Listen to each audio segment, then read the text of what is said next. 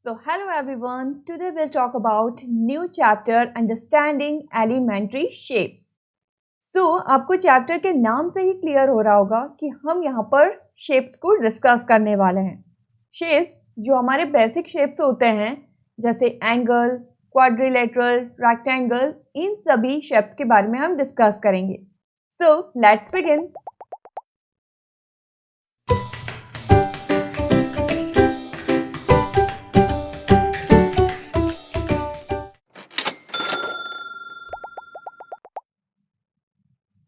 So first topic is line segment. Line segment तो हम सभी जानते हैं क्या होती है. हम यहाँ पर एक लाइन ड्रॉ करेंगे जिसके एंड पॉइंट्स फिक्स्ड होते हैं, वो होती है line segment. Line segment straight path होता है जिसके दोनों एंड पॉइंट फिक्स्ड होते हैं, वो आगे की तरफ एक्सटेंड नहीं हो सकती, वो होती है लाइन सेगमेंट. अगर ये लाइन 8 सेंटीमीटर की है और इस लाइन को मैं यहीं से ड्रॉ करूं, तब भी ये लाइन 8 सेंटीमीटर की ही रहेगी, क्योंकि ये लाइन ना तो एक्सटेंड होती है और ना ही हम इसे खींच के बड़ा कर सकते हैं, क्योंकि इसके दोनों एंड पॉइंट फिक्स्ड हैं. ये होती है लाइन सेगमेंट. अब बढ़ते हैं हमारे नेक्स्ट टॉपिक की तरफ. Second topic is comparison of line segment, जिसका फर्स्ट मेथड है कंपैरिजन बाय ऑब्जर्वेशन. मैं यहाँ पर 2 लाइन सेगमेंट ड्रॉ करूंगी. इसके ये दोनों एंड पॉइंट्स हैं एंड ये सेकेंड लाइन, इसके ये दोनों एंड पॉइंट्स हैं. अब आप बता सकते हैं कि इन दोनों लाइंस में कौन सी लाइन छोटी है और कौन सी लाइन बड़ी है, मतलब इन दोनों के बीच का हमें कंपैरिजन बताना है. ये वाली लाइन इस लाइन से बड़ी है क्योंकि ये लेंथ में ज़्यादा है और ये लेंथ में कम है. और अगर हम यहाँ पर 2 लाइंस और ड्रॉ करेंगे,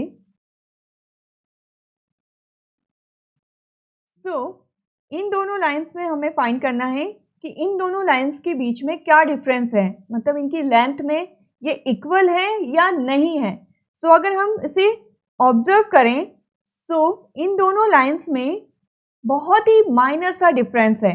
अगर आप देखेंगे तो ये लेंथ में इससे थोड़ी छोटी है. ये होता है कंपैरिजन बाय ऑब्जर्वेशन. अब बढ़ते हैं हमारे नेक्स्ट टॉपिक की तरफ. Second method is comparison by tracing. आपको एक ट्रेसिंग पेपर लेना है और उस पर लाइन सेगमेंट को ड्रॉ करना है. सपोज ये हमारा एक ट्रेसिंग पेपर है. इस पर हम एक लाइन सेगमेंट ड्रॉ करेंगे और हम यहाँ पर राइट भी कर देते हैं ताकि हमें क्लियर रहे. Tracing paper, okay. और जो सेकेंड लाइन सेगमेंट है वो हमें एक नॉर्मल पेज पर बनानी है. हम यहाँ पर बना देते हैं उसे. ये हो गई हमारी सेकेंड लाइन सेगमेंट. अब इन दोनों को हम कंपेयर कैसे करेंगे? ये जो ट्रेसिंग पेपर वाली लाइन सेगमेंट है उसे हम इस लाइन पर रखेंगे. आप देख रहे होंगे कि इसका जो ये एंड पॉइंट है वो यहाँ पर आ रहा है एंड सेकेंड एंड पॉइंट यहाँ पर आ रहा है. इसी तरीके से हम कंपैरिजन कर सकते हैं ट्रेसिंग पेपर से दोनों लाइंस को, कि कौन सी लाइन बड़ी है और कौन सी लाइन छोटी है. अब बढ़ते हैं हमारे नेक्स्ट टॉपिक की तरफ. Next topic is angles. वैसे तो कई तरह के एंगल्स होते हैं जिनके बारे में हम पढ़ेंगे आगे, बट अभी हम यहाँ पर 4 बेसिक एंगल्स पर डिस्कस करेंगे. यहाँ पर एक क्लॉक है जिसमें कुछ इस तरह का एंगल बन रहा है, ओके. ये एंगल है 90 डिग्री एंगल और इस एंगल को हम कहेंगे राइट एंगल. राइट एंगल, और राइट एंगल होता है 90 डिग्री का. आपने क्लॉक्स को देखा होगा कि वो राइट साइड मूव होती है और आवर्स कंप्लीट करती है. यहाँ पर ये जो एंगल बना है वो राइट साइड मूव हुआ है और 90 डिग्री एंगल बना रहा है। सो इसीलिए इसे हम राइट एंगल कहेंगे। अब बात करेंगे इसके रिवॉल्यूशन की। सो 90 डिग्री अपॉन 360 डिग्री, 0 से 0 कट, 9 1 जा 9 एंड 9 4 जा 36 मीन्स ये जो एंगल है वो 1/4 मूव होता है। अब हम बात करेंगे नेक्स्ट एंगल की। सपोज इस वॉच में एक स्ट्रेट एंगल बना हुआ है। ओके, सो ये जो स्ट्रेट एंगल है इसे हम स्ट्रेट एंगल ही कहेंगे। स्ट्रेट एंगल, क्योंकि यहाँ पर ये जो एंगल है वो बिल्कुल स्ट्रेट है, इसीलिए हम इसे स्ट्रेट एंगल कहेंगे। और ये एंगल होता है 180 डिग्री का। अब इसके रिवॉल्यूशन की बात करेंगे हम। सो 180 डिग्री अपॉन 360 डिग्री, 0 से 0 कट हो गया, 18 1 जा 18 एंड 18 2 जा 36। मतलब ये जो स्ट्रेट एंगल है वो 1/2 मूव होता है, इसीलिए इसे हम स्ट्रेट एंगल कहेंगे। अब हम बात करेंगे नेक्स्ट एंगल की। इसमें कुछ इस तरह का एक एंगल बना हुआ है। ओके, सो यहाँ पर दो तरह के एंगल हैं। एक तो यहाँ पर ही 90 डिग्री एंगल बना, उसके बाद फिर यहाँ पर एक स्ट्रेट एंगल बना है और 90 डिग्री एंगल भी बन रहा है। फिर यही नीडल यहाँ चली गई, सो यहाँ पर भी एक 90 डिग्री एंगल बन रहा है। मतलब ये स्ट्रेट एंगल भी है और राइट एंगल भी है। सो हम यहाँ पर राइट करेंगे 1 straight angle, 1 straight angle plus 1 right angle, और यहाँ पर 3 राइट एंगल्स बन रहे हैं। सो हम यहाँ पर equal to 3 right angles right कर देंगे, 3 right angles. Okay, so 1 straight angle, so straight angle होता है 180 डिग्री प्लस राइट एंगल होगा 90 डिग्री। इन दोनों को ऐड कर देंगे, सो आएगा 270 डिग्री।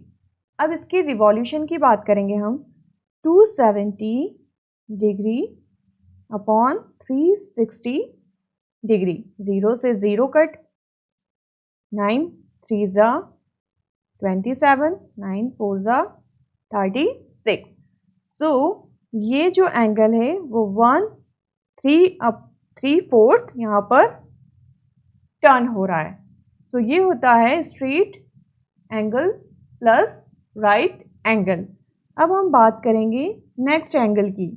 सपोज इस क्लॉक में दोनों हैंड्स 12 पर हैं। ओके, सो ये जो एंगल यहाँ पर बन रहा है ये होगा कंप्लीट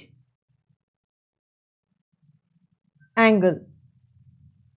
ओके, सो ये होगा कंप्लीट एंगल क्योंकि यहाँ पर इसने पूरा कंप्लीट कर लिया है, मतलब पूरा टर्न कंप्लीट हो गया है। सो इसे हम कहेंगे कंप्लीट एंगल, और ये एंगल होगा 360 डिग्री का। और इसके रिवॉल्यूशन की हम बात करें 360 डिग्री, सो 360 से 360 कट हो जाएगा, सो यहाँ पर आएगा 1। तो ये क्या होगा, ये एक पूरा यहाँ पर मूव करता है, मतलब यहाँ पर ये जो है ये एक फुल कंप्लीट उसको टर्न लेता है, उसे हम कहेंगे कंप्लीट एंगल। अब बढ़ते हैं हमारे नेक्स्ट टॉपिक की तरफ। Next topic is acute angles. ऐसे एंगल्स जो कि right angle means 90 degree angle से छोटे होते हैं, कम होते हैं, उसे हम कहेंगे एक्यूट एंगल। फॉर एग्जाम्पल इस क्लॉक में हम एक एंगल बनाते हैं। सो ये जो एंगल है वो 90 डिग्री एंगल से कम होता है। मतलब यहाँ पर ये जो 90 डिग्री एंगल है वो कुछ इस तरीके का है, और ये एंगल उससे कम है, सो इसे हम कहेंगे एक्यूट एंगल, एक्यूट एंगल। और ये जो है वो 1/4 से कम रिवॉल्व होता है, मतलब कम टर्न लेता है। 90 डिग्री एंगल जो है वो 1/4 टर्न लेता है, बट ये जो एंगल है वो 90 डिग्री से कम है, तो ये एंगल 1/4 से भी कम होगा। अब हम बात करेंगे एक और एग्जाम्पल की। सो इसका वन हैंड है 3 पर एंड सेकेंड हैंड होगा 5 पर। सो यहाँ पर ये जो एंगल बन रहा है ये भी एक्यूट एंगल है, क्योंकि ये भी 90 डिग्री एंगल से छोटा है, इसीलिए ये भी एक्यूट एंगल है। नेक्स्ट एंगल लेते हैं।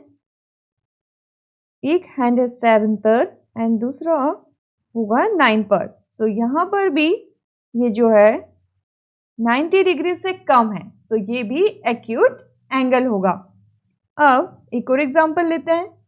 सपोज वन हैंड है 9 पर एंड सेकेंड हैंड होगा 11 पर। तो यहाँ पर भी ये जो एंगल बन रहा है ये 90 डिग्री से कम है, मतलब यहाँ पर भी ये 90 डिग्री से कम हो रहा है, सो ये भी होगा एक्यूट एंगल। सो यहाँ पर हमारे एक्यूट एंगल फिनिश होते हैं। सो आई होप आपको एक्यूट एंगल क्लियर हुआ होगा। अब बढ़ते हैं हमारे नेक्स्ट टॉपिक की तरफ। Next topic is obtuse angles. ऐसे एंगल्स जो कि राइट एंगल से बड़े होते हैं और स्ट्रेट एंगल से छोटे होते हैं, कम होते हैं, उसे हम कहते हैं ऑब्ट्यूज एंगल्स। अगर सिंपल लैंग्वेज में कहें तो राइट एंगल और स्ट्रेट एंगल के बीच जो एंगल बनता है उसे कहते हैं ऑब्ट्यूज एंगल। सो इसके लिए कुछ एग्जाम्पल देख लेते हैं हम। वन हैंड है 12 पर एंड सेकेंड होगा 4 पर। सो यहाँ पर ये जो एंगल है ये ऑब्ट्यूज एंगल है।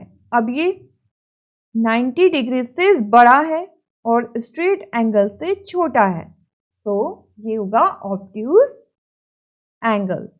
सो हम यहाँ पर राइट कर देते हैं इसे ऑब्ट्यूज एंगल। अब एक और एग्जांपल देखेंगे हम। सपोज वन हैंड है 2 पर एंड सेकेंड हैंड है 7 पर। सो अब आप यहाँ पर 2 से अगर 8 पर रहते, अगर ये 8 पर एंगल बनता तो ये हो जाता है स्ट्रेट एंगल। अगर ये 5 पर होता तो यहाँ पर बनता 90 डिग्री एंगल, और ये इसके बीच का है तो ये होगा ऑब्ट्यूज एंगल। अब एक और एग्जांपल देखते हैं हम। वन हैंड है 5 पर एंड सेकेंड होगा 9 पर। सो अब अगर 5 से डायरेक्ट 11 पर जाता तो यहाँ पर स्ट्रेट एंगल हो जाता, और 5 से 8 पर होता तो यहाँ पर 90 डिग्री एंगल होता। सो इनके बीच का जो एंगल है वो ऑब्ट्यूज एंगल है। अब नेक्स्ट एग्जांपल लेते हैं। सपोज वन हैंड है 3 पर एंड नेक्स्ट हैंड होगा इसका 8 पर। सो अगर 3 से डायरेक्ट 9 पर रहते, अगर एंगल बनता तो यहाँ पर स्ट्रेट एंगल हो जाता, और अगर 6 पे होता तो यहाँ पर 90 डिग्री एंगल होता, मतलब राइट एंगल होता। बट यहाँ पर इन दोनों के बीच का जो एंगल है इसे हम ऑब्ट्यूज एंगल कहेंगे। सो ये हो गए हमारे obtuse angle. So I hope आपको ये एंगल्स क्लियर हुए होंगे। अब बढ़ते हैं हमारे नेक्स्ट टॉपिक की तरफ। Next topic is reflex angles. ऐसे एंगल्स जो कि स्ट्रेट एंगल से ज़्यादा होते हैं और कंप्लीट एंगल से कम होते हैं। अगर सिंपल लैंग्वेज में कहें सो स्ट्रेट एंगल और कंप्लीट एंगल के बीच जो एंगल बनता है उसे हम कहेंगे स्ट्रेट एंगल। सो इसके लिए हम कुछ एग्जांपल्स देख लेते हैं।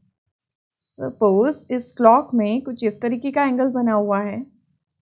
सो ये जो एंगल है ये होगा रिफ्लेक्स एंगल, क्योंकि ये स्ट्रेट एंगल से ज़्यादा है और कंप्लीट एंगल से कम है, और ये 180 डिग्री से भी ज़्यादा है, क्योंकि स्ट्रेट एंगल 180 डिग्री होता है और ये तो स्ट्रेट एंगल से भी ज़्यादा है। सो ये होगा रिफ्लेक्स एंगल। तो हम यहाँ पर राइट कर देते हैं नेक्स्ट एग्जांपल देखते हैं हम। यहाँ पर कुछ इस तरीके का बना हुआ है एंगल। सो यहाँ पर भी ये जो एंगल है ये 180 डिग्री से ज़्यादा है क्योंकि ये एक स्ट्रेट एंगल से ज़्यादा है। सो ये भी होगा रिफ्लेक्स एंगल। अगर एक और एग्जांपल देखें हम, सो सेकेंड हैंड है 5 पर। सो यहाँ पर भी ये जो एंगल है ये 180 डिग्री से ज़्यादा है। सो ये भी होगा रिफ्लेक्स एंगल। अगर नेक्स्ट एग्जांपल देखें, सो 4 एंड सेकेंड हैंड है इसका 8 पर।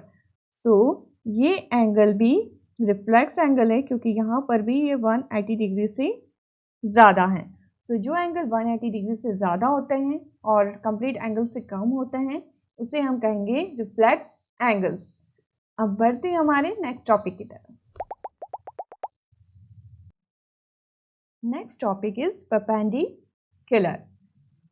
यहाँ पर मैं एक लाइन ड्रॉ करूँगी, ओके, और इसी के ऊपर एक और लाइन मैं यहाँ पर पुट कर दूंगी। सो आप यहाँ पर ऑब्जर्व करेंगे कि यहाँ पर एक 90 डिग्री एंगल बन रहा है और ये जो लाइन यहाँ पर है इसे हम कहेंगे परपेंडिकुलर। सो हम यहाँ पर राइट कर देंगे 90 डिग्री एंगल और इसे हम नाम देंगे P and Q। So P perpendicular Q। So perpendicular का जो सिंबल होगा वो ये होता है। ओके, सो आई होप आपको ये चीज़ क्लियर हुई होगी। अब बढ़ते हैं नेक्स्ट टॉपिक की तरफ। Next topic is classification of triangles according two sides, जिसमें फर्स्ट ट्राइंगल है इक्विलेटरल ट्राइंगल। तो सबसे पहले हम एक ट्राइंगल ड्रॉ करेंगे। सो ये बना लिया हमने यहाँ पर एक ट्राइंगल। अब इसे हम नाम दे देते हैं E, B and C। So equilateral triangle में ट्राइंगल की सभी साइड्स इक्वल होती है। मतलब ये जो इसकी साइड्स हैं A, B, B, C and C है, ये एक दूसरे के इक्वल हैं। सो हम यहाँ पर राइट कर सकते हैं A, B equal to B, C equal to C, A, जो कि एक दूसरे के इक्वल है। अब बढ़ते हैं हमारे नेक्स्ट टॉपिक की तरफ। Next topic is isosceles triangle. So सबसे पहले हम एक ट्राइंगल ड्रॉ करेंगे। सो इसे अब हम नाम देंगे A, B and C। So isosceles triangle में ट्राइंगल की 2 साइड्स इक्वल होती है। आप देख रहे होंगे यहाँ पर कि ये दोनों साइड्स इक्वल है और ये साइड्स इक्वल नहीं है क्योंकि ये दोनों साइड्स बड़ी हैं इसके अकॉर्डिंग।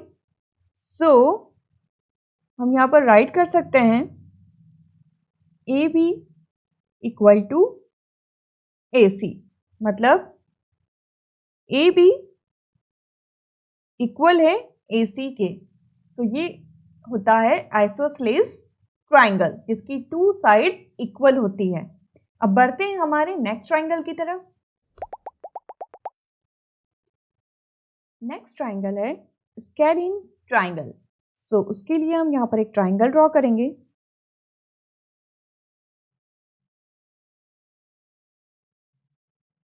सो अब हम इसे नाम देंगे D, E एंड A।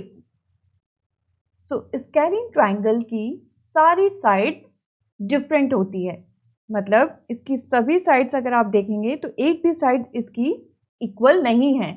अगर ये साइड देखेंगे तो ये साइड बहुत बड़ी है और ये दोनों एक दूसरे से मैच नहीं हो रही। अगर इन दोनों को देखेंगे तो ये भी एक दूसरे से मैच नहीं हो रही। मतलब इसकी जो ये साइड्स हैं ये एक दूसरे से डिफरेंट है। सो हम राइट कर सकते हैं DE not match EF, EF not match FD, मतलब एक दूसरे से ये मैच नहीं हो रही है। सो ये होते हैं स्केलिन ट्राइंगल। अब बढ़ते हैं हमारे नेक्स्ट टॉपिक की तरफ।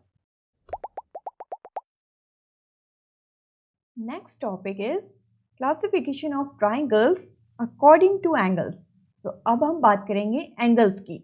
सो फर्स्ट एंगल है एक्यूट एंगल ट्राइंगल। सो उसके लिए पहले हम यहाँ पर एक ट्राइंगल ड्रॉ करेंगे। सो अब हम इसे नाम देंगे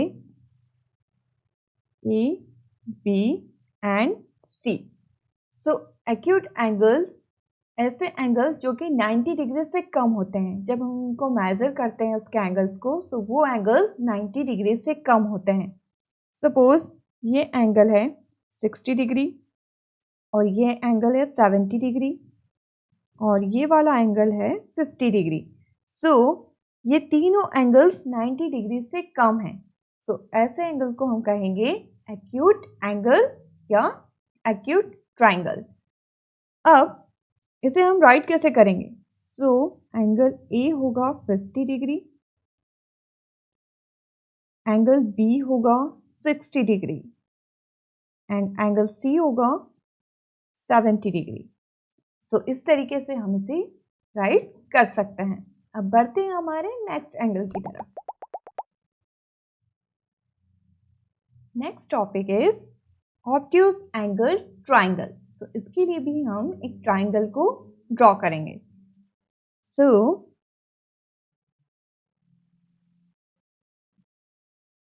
ये हो गया हमारा ऑब्ट्यूज एंगल, जिसे हम नाम देंगे पी क्यू एंड आर। सो ऐसे ट्राइंगल्स जिनके एंगल्स 90 डिग्री से ज़्यादा होते हैं उसे कहेंगे ऑब्ट्यूज एंगल ट्राइंगल। सपोज इसका जो एंगल है वो 90 डिग्री से ज़्यादा है, मतलब 120 डिग्री है। सो ऐसे एंगल को हम कहेंगे ऑब्ट्यूज एंगल ट्राइंगल। सो हम इसे राइट कर सकते हैं यहाँ पर एंगल पी क्यू आर या फिर ट्राइंगल पी क्यू आर।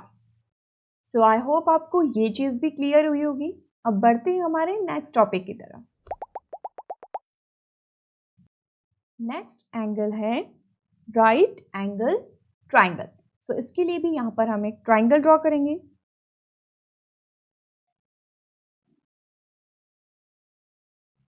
सो इसे हम नाम देंगे पी क्यू एंड आर।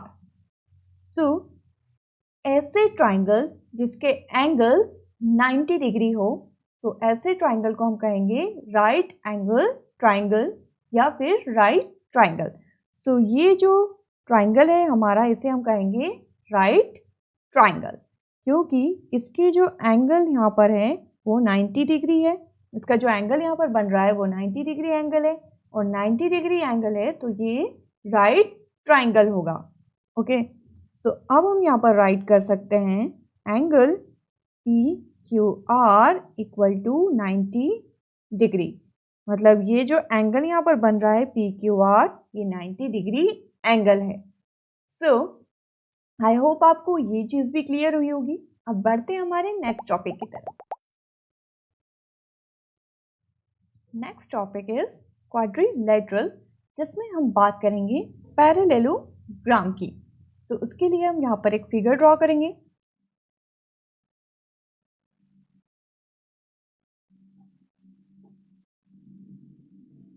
सो ये एक फिगर हमने यहाँ पर ड्रॉ किया है, इसे हम नाम देंगे ए बी सी और डी। सो पैरेललोग्राम में जो ऑपोजिट साइड्स होती हैं, ये जो ऑपोजिट साइड्स हैं ये एक दूसरे के पैरेलल होती हैं। जैसे ये साइड्स और ये साइड दोनों के इक्वल है, ओके, और ये साइड और ये साइड दोनों एक दूसरे के पैरेलल है। पैरेलल जैसे आपने सड़क वगैरह देखी होगी, जो सड़क होती हैं वो एक दूसरे के पैरेलल होती है। सो ये होता है पैरेलल। सो यहाँ पर ये जो लाइंस हैं, ये जो अपोजिट साइड्स होंगी वो एक दूसरे के पैरेलल है। सो हम यहाँ पर राइट कर सकते हैं A B parallel C D, और ये साइड्स भी मैच हो रही हैं। सो हम यहाँ पर राइट कर सकते हैं ए C parallel B D. So ये होता है पैरेललोग्राम जिसमें ऑपोजिट साइड्स एक दूसरे के पैरेलल होती है। सो अब बढ़ते हैं हमारे नेक्स्ट टॉपिक की तरफ। नेक्स्ट क्वाड्रिलेटरल है रेक्टेंगल। इसके लिए हम पहले यहाँ पर एक फिगर ड्रॉ करेंगे। सो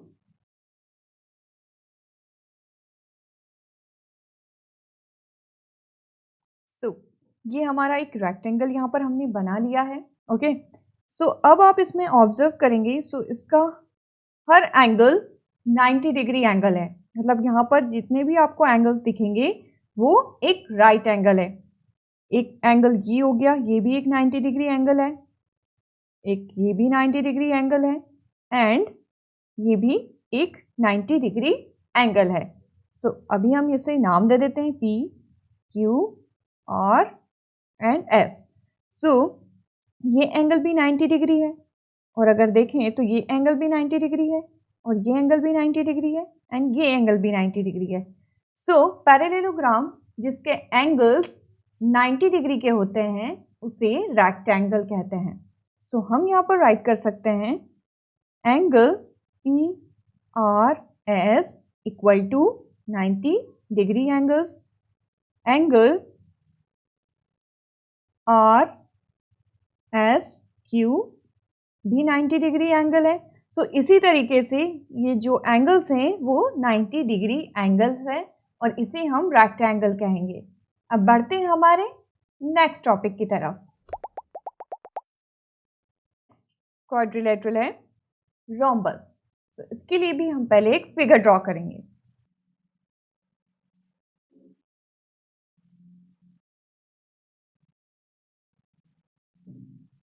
सो ये बन गया हमारा रोम्बस, जिसे हम नाम दे देते हैं यहाँ पर A, B, C और D।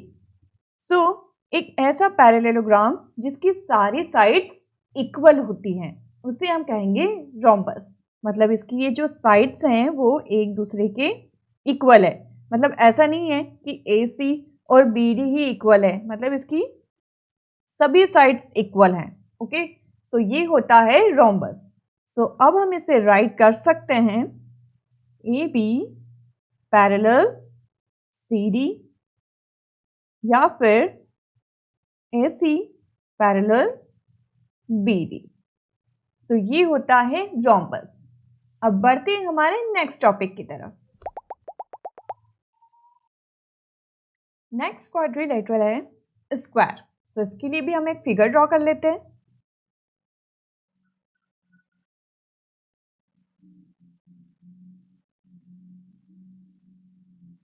सो ये बन गया हमारा स्क्वायर, इसे हम नाम दे देंगे A, B, C और D। सो ऐसा पैरेललोग्राम जिसकी सभी साइड्स इक्वल होती हैं और उसके हर एंगल पर एक राइट एंगल बनता है। मतलब हर एंगल पर एक 90 डिग्री एंगल बनता है। सो अगर आप देखेंगे तो इसकी सभी साइड्स इक्वल हैं और इसके हर एंगल पर एक राइट एंगल है।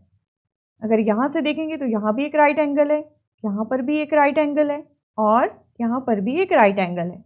सो हम यहाँ पर राइट करेंगे 90 डिग्री एंगल, यहाँ पर भी एक 90 डिग्री एंगल है, और यहाँ पर भी 90 डिग्री एंगल है, और यहाँ पर भी 90 डिग्री एंगल है। मतलब इसका हर एंगल राइट एंगल है और इसकी सभी साइड्स इक्वल होती हैं।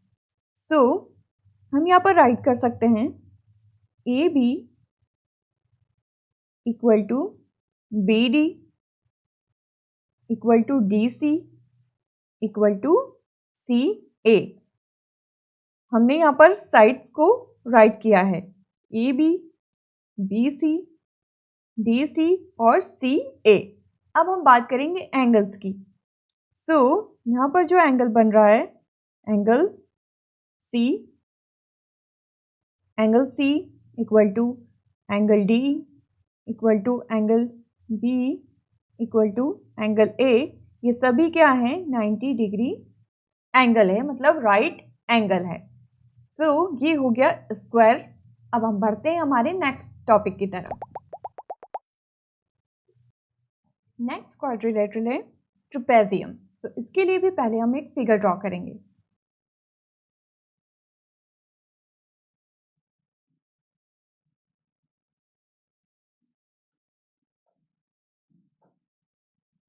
जिसे हम नाम देंगे ए, बी, सी और डी। सो एक ऐसा क्वाड्रिलेटरल जिसका वन पेयर ऑपोजिट है और वो दोनों एक दूसरे के इक्वल है, और सेकंड पेयर जो कि एक दूसरे के ऑपोजिट है बट एक दूसरे के पैरेलल नहीं है। सो हम यहाँ पर राइट कर सकते हैं A B parallel C D, और ए सी और बी डी एक दूसरे के पैरेलल नहीं है। तो हम यहाँ पर राइट कर सकते हैं ए सी एंड सी डी एक दूसरे के पैरेलल नहीं है। तो ये होता है ट्रेपेजियम। अब बढ़ते हैं हमारे नेक्स्ट टॉपिक की तरफ। नेक्स्ट क्वाड्रिलेटरल है काइट। सो हम यहाँ पर एक काइट ड्रॉ करेंगे।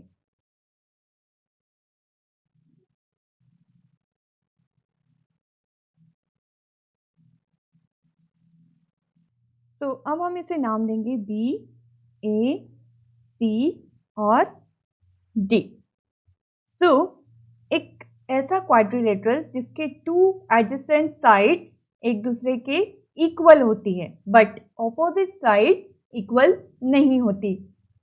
एडजेसेंट साइड्स कौन सी होती है? जैसे ए बी, बी सी, ये क्या है? एक दूसरे के इक्वल हैं। यहाँ पर अगर देखें सी डी और डी ए, ये भी एक दूसरे के इक्वल है। तो ये होती है एडजेसेंट साइड्स जो कि एक दूसरे के इक्वल है। सो हम यहाँ पर राइट करेंगे A B equal to B C और ए डी